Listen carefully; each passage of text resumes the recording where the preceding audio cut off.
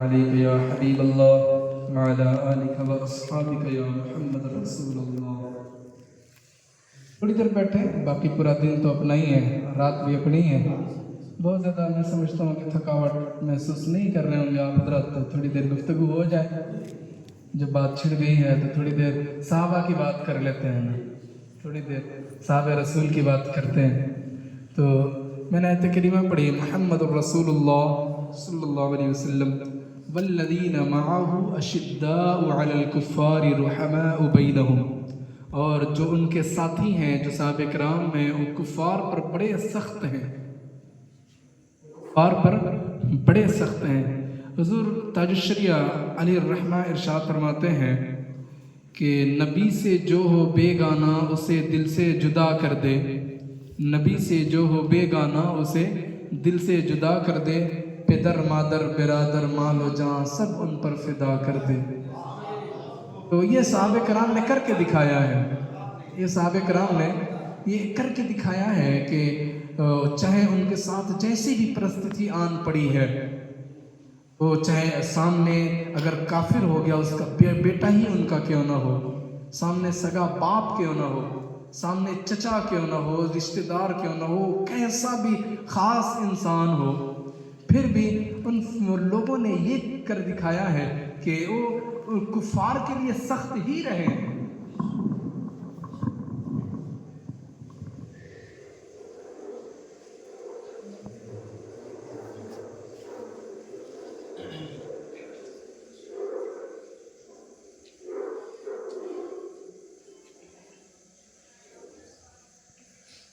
صحابہ کرام کا یہ طریقہ رہا ہے کہ چاہے جیسی بھی سچویشن آ جائے ان کے ساتھ، لیکن جب ایک بار وہ دامن اسلام میں آ گئے تو پھر ان کی سب سے پہلی پرائیورٹی وہ اسلام رہا ہے. ایک بار نا ابھی جمعہ سے پہلے جمعہ ہی کے دن تقریباً 9:30 بجے ایک ہمارے دوست ہیں، ہم ان کی دکان میں بیٹھے آ رہے تھے کہیں سے، ہم ان کی دکان میں بیٹھے تھے. کوئی ایک نعت ہے کہ کاش میں دور پیمبر میں اٹھایا جاتا، بخدا ان کے قدموں میں پایا جاتا. تو یہ نعت میں سنا تھا اور زبان پہ جاری تھا، تو میں نے ان سے کہا کہ کتنا اچھا ہوتا نا کہ ہم بھی دور پیمبر میں پیدا ہوتے، پھر کتنی اچھی بات تھی نا. کم سے کم یہ آج کا یہ تانا شاہی اور یہ ساری چیزیں تو نہیں جھیلنا پڑتا نا، ایمان بچانا اتنا کٹھن تو نہیں ہوتا نا. انہوں نے کہا کہ حضرت میں آپ سے بہتر تو نہیں جانتا، لیکن ایک بات آپ کو میں بتاتا ہوں جہاں تک میری عقل کام کر رہی ہے، وہ یہ کہ ہم اس زمانے میں پیدا کیے جانے کے لائق ہی نہیں تھے. ہم نا اس زمانے میں پیدا کیے جانے کے لائق ہی نہیں تھے، اس لیے آج پیدا کیے گئے. ہم برداشت ہی نہیں کر پاتے. اگر ہم اس ٹائم پہ پیدا ہو جاتے نا تو جتنے بزدل ہم ہیں نا، ابھی جتنے بزدل ہم ہیں، تو یا تو ہم منافق ہو جاتے یا کافر ہو جاتے، ہم اپوزیشن پارٹی میں جڑ جاتے. ہماری جیسی حالت ہے کہ اگر کوئی ایک مسلمان بھائی پھنس رہا ہوتا ہے نا تو ہم اپنا دروازہ بند کر لیتے ہیں، ہمارے گھر میں مت آنا بھائی، ہم بھی پھنس جائیں گے. اس میں نہیں پھنس جاتے. یہ انہوں نے کہا کہ بہت کٹھن کام ہے حضرت. پھر مجھے بھی سارے واقعات یاد آنے لگے کہ یار وہ صحیح میں صحابہ کرام کی زندگی کتنی مشکل رہی ہوگی، حضور کی زندگی کتنی مشکل رہی ہوگی. وہ عرب کنٹری جو ہے اس وقت میں سب سے پاورفل تھا پوری دنیا میں سب سے پاورفل، سب سے طاقتور ملک تھا. اور اس ملک میں بھی سب سے جو طاقتور خاندان تھا وہ قریش خاندان تھا، وہ قریشی خاندان تھا. اور اس قریش میں پیدا ہوئے میرے نبی صلی اللہ علیہ وسلم، میرے نبی پاک صلی اللہ علیہ وسلم اس قریش میں پیدا ہوئے. اور جب پیدا ہوئے تو 40 سال کی عمر بتائی نارمل. پھر 40 سال کے بعد جب انہوں نے اعلان نبوت کیا تو جتنے قریش تھے نا سب ان کے خلاف ہو گئے تھے. پتہ ہے نا آپ کو، سارے کے سارے ان کے خلاف ہو گئے. کوئی ساتھ دینے والا نہیں. شاید ایک آدھو کی چند لوگ اسلام لائے تھے اور باقی کوئی ایمان لانے والا نہیں تھا جب انہوں نے اعلان کیا. اب دیکھیں نا کہ ہر کوئی مخالف ہے اور ایسی سچویشن ہے کہ ہو سکتا ہے کوئی مار بھی ڈالے گا, کوئی جائیداد جگہ زمین سب ہڑپ لے گا, ہمیں پریشان کرے گا, تکلیفیں دے گا. لیکن اس کے باوجود نبی پاک صلی اللہ علیہ وسلم نے کیا اعلان نبوت سے اپنا منہ موڑ لیا تھا. نبوت اعلان کرنے سے منہ موڑ لیا یا تبلیغ کرنے سے منہ موڑ لیا. اور جب اعلان کیا نا تو بڑی ساری تکلیفیں دی گئی, کئی بار انہیں مارا پیٹا گیا. حضرت مسعود رضی اللہ تعالیٰ صحابہ کرام ہیں, صحابی رسول ہیں, وہ ارشاد فرماتے ہیں, کہتے ہیں کہ ایک بار میں نے نبی پاک صلی اللہ علیہ وسلم کو اس حالت میں دیکھا کہ وہ اپنے چہرے سے خون پونچھ رہے تھے, خون صاف کر رہے تھے. پورے چہرے پہ خون پڑا لگا ہوا تھا اور زخم لگے ہوئے تھے چہرے پہ, سر پہ, جسم پہ, اور خون صاف کر رہے تھے. اور صحابہ کرام تھے چند, تو یہ عرض کر رہے تھے, یہ مطلب باتیں کر رہے تھے ان صحابہ کرام سے کہ فکر مت کرو, ٹینشن مت لو, یہ ہم سے پہلے انبیاء کرام جتنے گزرے ہیں نا ان پہ بھی بڑی مصیبتیں آئی ہیں. کئیوں کو تو زندہ چیر دیا گیا ہے, 2 ٹکڑے کر دیا گیا ہے آرا سے. وہ آرا جو ہوتا ہے نا, آرا سے کئی انبیاء کرام کو چیر دیا گیا ہے, کئیوں کو مرڈر کر دیا گیا ہے, کئیوں کے ساتھ نہ جانے کتنی تکلیفیں اٹھانی پڑی ہے. آپ خود دیکھیں نا حضرت ابراہیم علیہ السلام کو سب سے پہلے آگ میں ڈالا گیا, آگ سے بچے, تو پھر اس کے بعد ادھر نہ جانے کتنی ساری آزمائشوں سے گزرنا پڑا, کتنی ساری آزمائشوں سے. 80 سال کے عمر میں ایک بیٹا جنم لیا, اس کی بھی قربانی کا حکم ہوا, اس کو بھی, لیکن اس امتحان میں بھی حضرت ابراہیم علیہ السلام پاس ہوتے چلے گئے. اس کے علاوہ ہمارے نبی کی باری آئی, ہمارے نبی نے نہ جانے کن کن چیزوں کی قربانیاں پیش نہیں کی ہیں. آج اگر ہمارے گھر سے اگر کوئی نوجوان لڑکا یا کوئی بچہ اگر انتقال کر جاتا ہے تو پھر ہماری زبان میں بڑی دراز ہونے لگ جاتی ہے, ہم بڑی شکوہ شکایت کرنے لگ جاتے ہیں, بڑی شکایت کرنے لگ جاتے ہیں.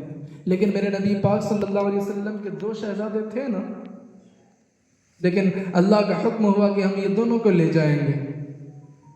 حضور نے کہا کہ رب تیری جیسی مرضی ویسا کر لے, میں تیری رضا پہ راضی ہوں. پھر اس کے بعد حضرت مسعود کیا کہتے ہیں کہ جب وہ چہرے سے خون صاف کر رہے تھے تو یہ انبیاء کرام کا ذکر کر رہے تھے کہ ہم سے پہلے نبی آئے, ان کے ساتھ ایسی پریشانی آئی, ان کے ساتھ ایسی پریشانی آئی. پھر وہ ایک دعا کر رہے تھے. معلوم ہے دعا کیا ہے؟ نبی پاک صلی اللہ علیہ وسلم دعا کر رہے تھے, کہہ رہے تھے کہ یا اللہ یہ میری امت ناسمجھ ہے, میری امت ناسمجھ ہے, یہ مجھے پہچان نہیں پا رہی ہے, اس لیے تکلیف دے رہی ہے, تو سزا مت دینا ان کو.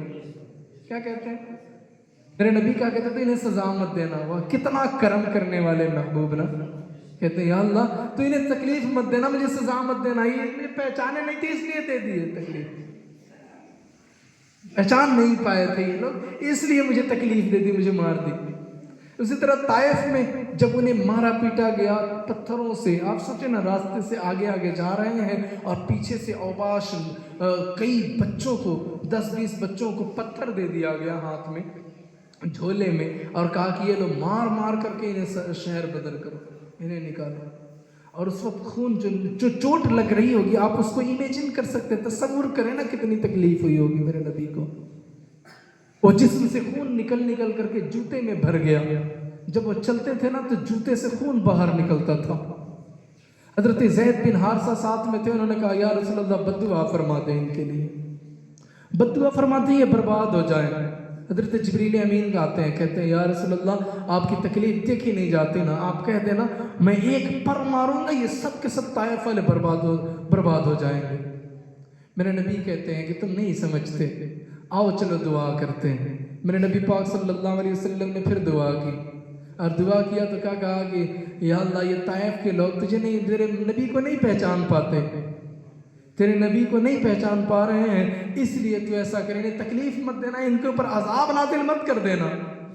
اور جب یہ دعا کی نا تو پھر رب تعالیٰ نے دعا قبول کر کے قرآن میں نازل بھی فرما دیا. آیت کریمہ نازل بھی فرما دیا کہ ما کان اللہ لیعذبہم وانت فیہم، کہ اے محبوب یہ اللہ کی شان نہیں ہے کہ اللہ انہیں تکلیف دے جن میں آپ موجود ہوں، اللہ ان پر عذاب نازل کرے جن میں آپ موجود ہو۔ یہ وعدہ کر لیا کہ جب تک آپ موجود رہیں گے تب تک میں کوئی عذاب نہیں نازل کروں گا، اور آپ دیکھیں میدان محشر تک کھل کر کے کوئی عذاب نہیں آنے والا اب ہم پر۔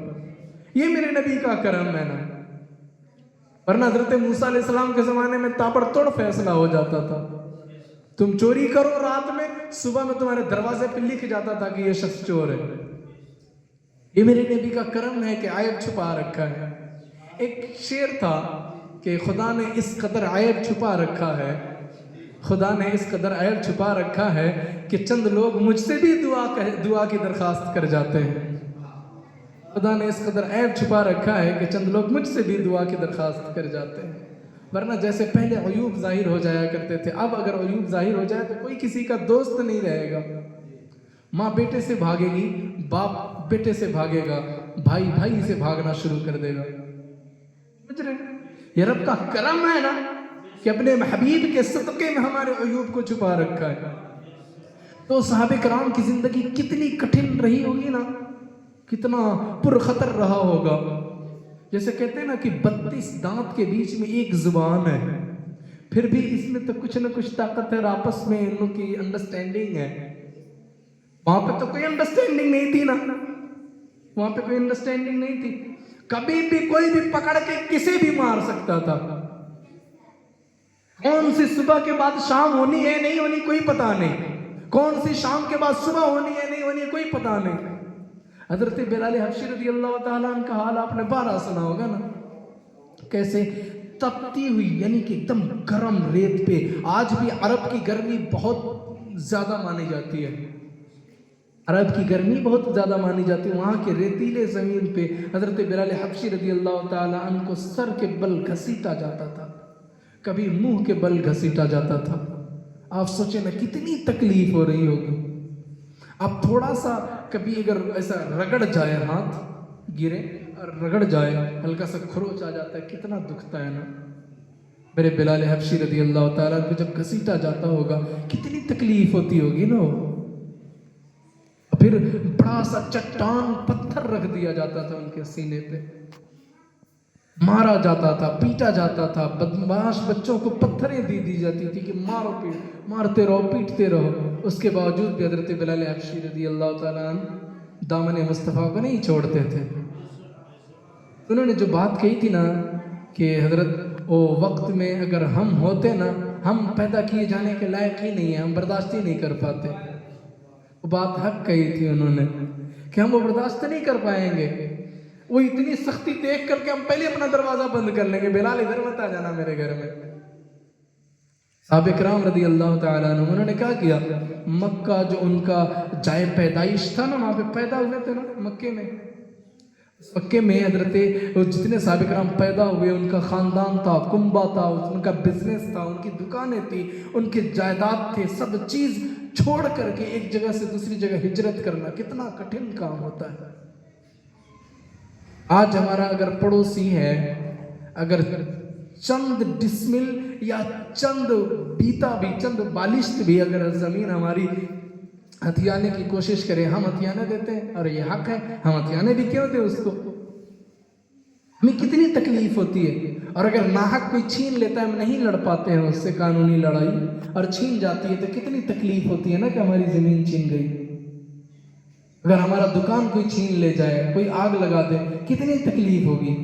اب اس وقت میں اپنا گھر مکان سب کچھ چھوڑ کر کے چلے گئے، ہجرت کرنا اس کو کہتے ہیں۔ ہم نے بڑا آسان لفظ میں پڑھ لیا، ہجرت کر گئے تھے۔ پیدل مکے سے مدینے کا سفر کتنا ہے؟ 360 کلومیٹر یا ایسے کچھ ہے، تقریباً 360 کلومیٹر ہے مکہ سے مدینے کی ہجرت، مدینے کا سفر۔ اور مکے سے مدینے کا سفر وہ پیدل کر کے جاتے، ان کے پاس کوئی سواری کا انتظام نہیں، کھانے پینے کا کوئی ٹھکانہ نہیں، کئی مہینے لگ گئے، اوپر سے چاروں طرف سے دشمن کا خدشہ ہے، ڈر ہے، نہ جانے کب کہاں سے کدھر آتا ہے، کدھر سے کون آ جائے گا۔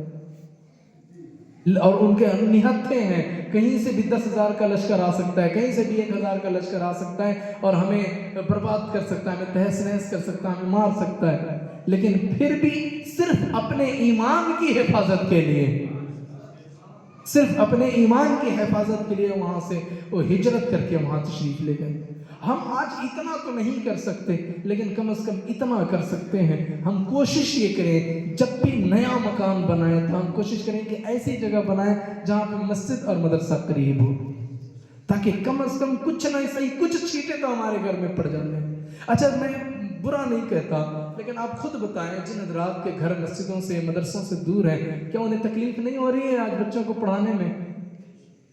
انہیں تکلیف نہیں ہو رہی ہے 5 وقت کی نماز میں آنے میں؟ اب جو آ جاتے ہیں وہ غنیمت ہے، ان کا ایمان بڑے عروج پہ ہے، بڑے اعلیٰ درجے کا ایمان ہے جو تشریف لے آتے ہیں نماز میں، اور ہمارے چند بھائی ہیں جو 5 وقت میں تشریف لے آتے ہیں، یہ بڑی بات ہے، رب تعالیٰ انہیں سلامت رکھے۔ تو ہمارے لیے نا بہت کٹھن کام تھی، اور وہ صحابہ کرام نے ایسی زندگیاں گزاری ہیں۔ اب پھر جب مکے سے ہجرت کر کے مدینہ گئے نا، تو وہاں پہ بھی جانے کے بعد ان کی آسان نہیں تھی زندگی۔ اب وہاں پہ مہاجرین، انہوں نے بھی کتنا قدم کے ساتھ قدم سے قدم ملا کر چلا نا، کتنا ساتھ دیا ان لوگوں نے۔ اپنے زمین میں سے آدھا حصہ، اپنی جائیداد میں سے آدھا حصہ، نبی پاک صلی اللہ علیہ وسلم نے ایک مہاجر کو اور ایک انصار کو پکڑا، ایک مدینے والے کو اور ایک مکہ والے کو، کہا کہ یہ دیکھو تمہارا بھائی ہے، آج سے یہ تم اس کا ساتھ دو گے۔ جب حضور کا حکم ہوا، انہوں نے کہا کہ جی حضور، اس میں سے آدھا میں اپنی جائیداد سے آدھا حصہ انہیں دیتا ہوں، آدھا حصہ انہیں دیتا ہوں۔ اور پھر جب وہ ایک ہو کر کے اور جب بھائی بھائی بن کر کے اسلام کی اشاعت کیے،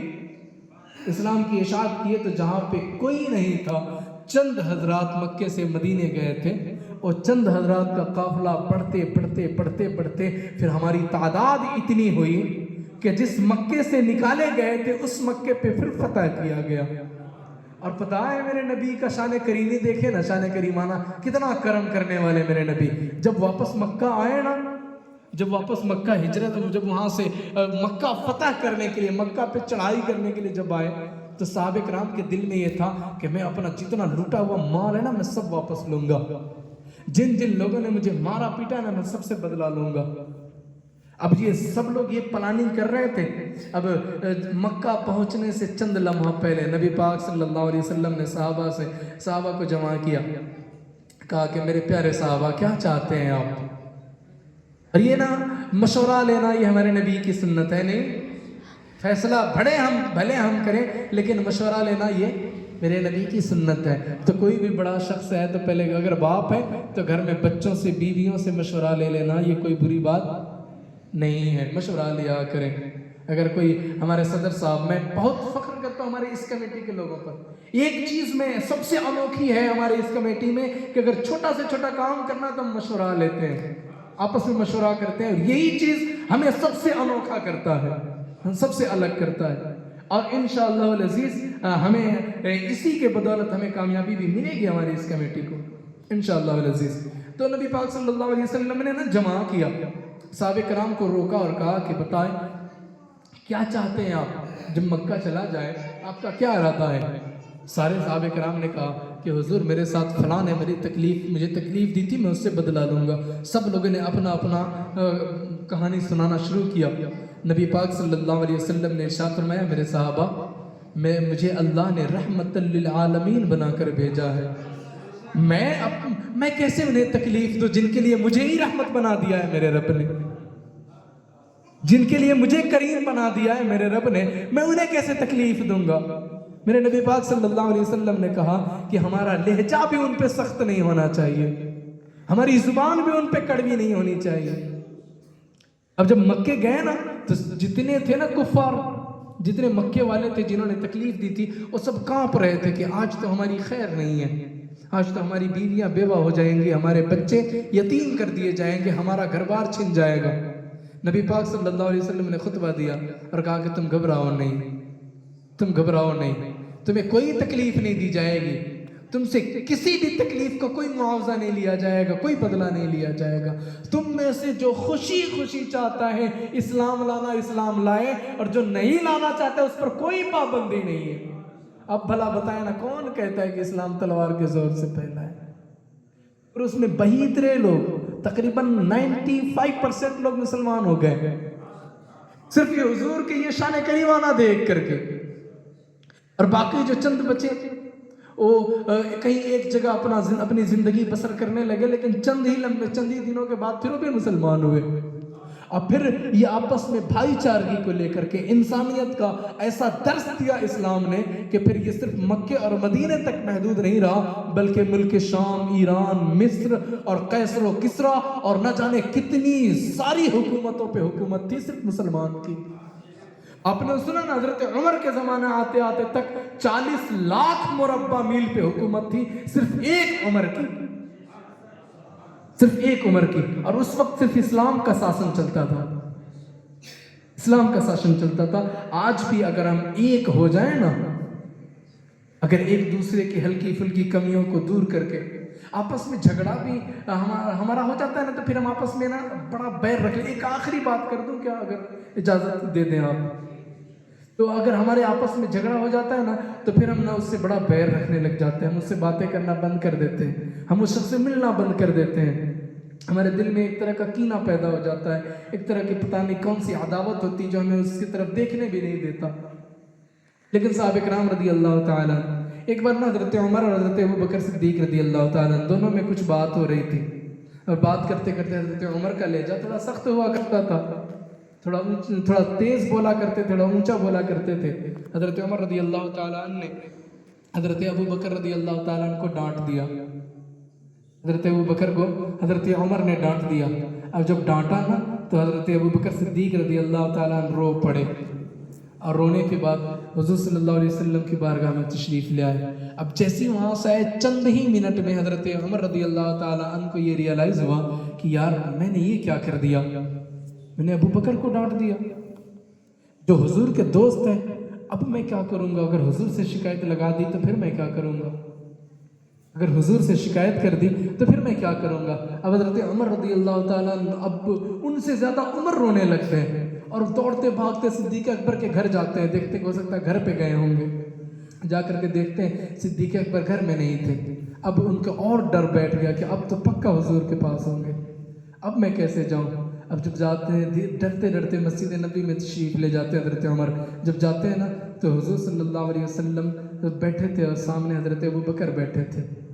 دونوں کی نگاہیں جھکی تھی، سر جھکے ہوئے تھے اور آپس میں باتیں کر رہے تھے. حضرت عمر فاروق رضی اللہ تعالیٰ کہتے ہیں میں ڈرتے ہوئے گیا، جا کر کے ان کے سامنے کھڑا ہوا، میں نے سلام پیش کی.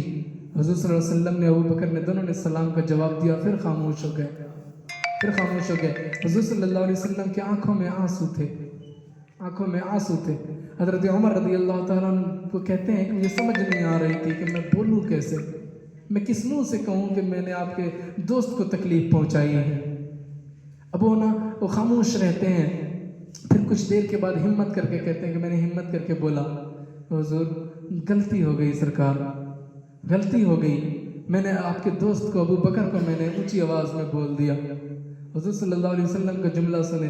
حضرت ابوبکر یہ نہیں کہا کہ ابوبکر غلط تھے یا صحیح تھے، یا تم غلط تھے یا تم صحیح تھے. انہوں نے کہا کہ عمر کیا تم میرے خاطر میرے دوست کی ایک غلطی کو معاف نہیں کر سکتے تھے؟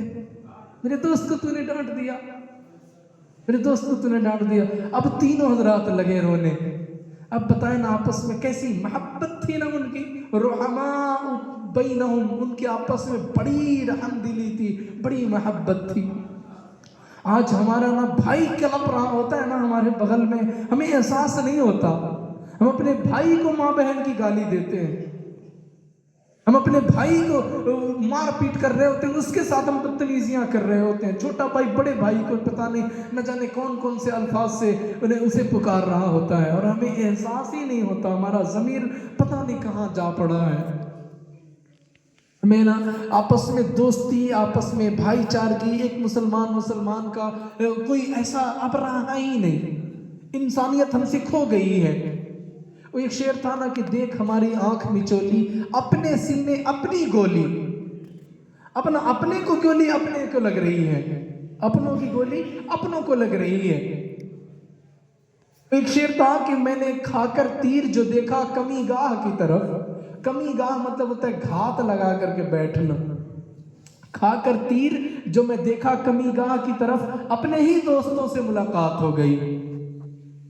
تو یہ نا ہمارے اپنے ہوتے ہیں جو ہمارے پتہ نہیں اب اپنوں سے زیادہ غیر تکلیف نہیں دے پاتے۔ برائے مہربانی ہم کوشش یہ کریں، میں نے وہ کیا کہہ رہا تھا میں کہ جو ہمارے بھائی جو ہے نا، ہمارا بھائی کو ہم تکلیف دے رہے ہوتے ہیں، ہمارے دوست کو ہماری زبان بڑی کڑوی، ہم ماں بہن کی گالی دے دینا، کسی کی کوئی مروت نہ کرنا، یہ انسانیت یہ درس ہمیں نہیں دیتا میرے بھائی، انسانیت ہمیں یہ درس نہیں دیتا۔ برائے مہربانی تھوڑی سی انسانیت ہمیں پیدا کرنی ہوگی، تھوڑی سی انسانیت پیدا کرنی ہوگی، اپنی زبان کو میٹھا بنانا ہوگا۔ ہم ایک آخری بات کہہ دیتے ہیں، ہم جو کہتے ہیں نا کہ ہم حق بولتے ہیں اس لیے کڑوا بولتے ہیں، بعض حضرات ہیں نا ایسے جو کہتے ہیں میں حضرت حق بولتا ہوں اس لیے میں کڑوا بولتا ہوں، کسی کو برا لگے چاہے اچھا لگے۔ آپ بتاؤ نا کیا میرے نبی سے آپ حق زیادہ بولتے ہو؟ میرے نبی سے زیادہ حق بولتے ہیں آپ؟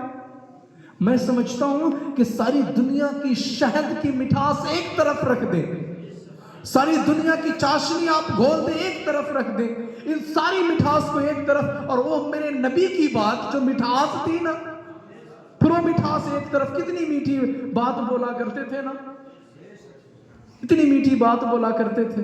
اگر کوئی تکلیف بھی دیتا تھا تو اسے ہمیں برا نہیں کہنا، اسے تکلیف کے بدلے تکلیف نہیں دیتے تھے۔ آج ہم اینٹ کا جواب کہتے ہیں ہم پتھر سے دیں گے، پتھر سے بیٹا ہمیں تکلیف دیا ہم تمہیں بھی نہیں چھوڑیں گے، بھائی درگزر کر دو نا، کیا جاتا ہے۔ میرے آقا کریم صلی اللہ علیہ وسلم کے پیارے دیوانوں، ہم بھی انہی صحابہ کرام کو ماننے والے ہیں، اسی نبی کے نقش قدم پہ چلنے والے ہیں۔ تھوڑا سا اپنے دل کو نرم رکھیں، اپنے لہجوں میں نا گنجائش رکھیں، اپنے بھاشا میں گنجائش رکھیں۔ گنجائش رکھنے کا مطلب یہ ہے کہ ہم صرف بولتے جائیں، ضروری نہیں ہے کہ ہم ہی صرف صحیح ہیں، سامنے والے کو بھی تو موقع دو نا بولنے کا، ہو سکتا ہے وہ بھی صحیح بات بول جائے، ہو سکتا ہے کوئی صفائی دینا چاہتا ہو۔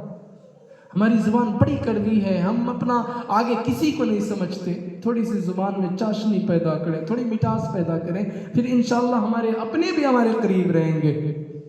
ہم بس شکایتیں کر رہے ہوتے ہیں، اور شکایتیں کرنے سے نہیں ہوتا، اپنے اندر تھوڑا سا نا رحم دلی پیدا کریں، اپنے بھائیوں کے تعلق سے، اپنے دوستوں کے تعلق سے، مسلمانوں کے تعلق سے، اور ہمارے پڑوسیوں کے تعلق سے، پڑوسی چاہے کوئی بھی ہو۔ آج اگر ہمارا بیڑا، سنیوں کا بیڑا اگر سب سے زیادہ غرق اگر ہوا ہے تو ہماری زبان کی وجہ سے ہوا ہے۔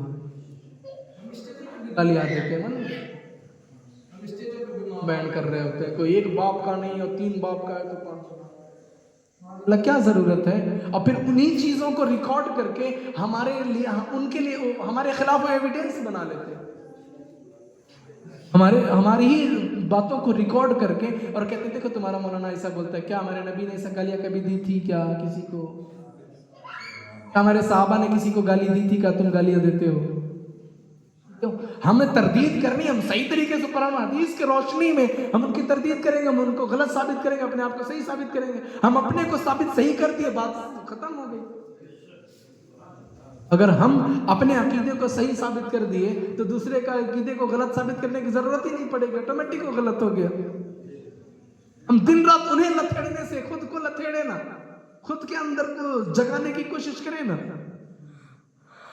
تو میرے آقا کریم صلی اللہ علیہ وسلم کے پیارے دیوانوں، ابھی بھی ضرورت ہے ہمیں اپنے اندر جھانکنے کی، اور اپنے اندر سے اپنے ضمیر کو جگانے کی۔ اور میں نے جسے کل کہا تھا نفس لوامہ کو جگائیں، انشاءاللہ نفس مطمئنہ کمزور پڑے گا، اور پھر انشاءاللہ ایک دن نفس مطمئنہ بھی جاگے گا۔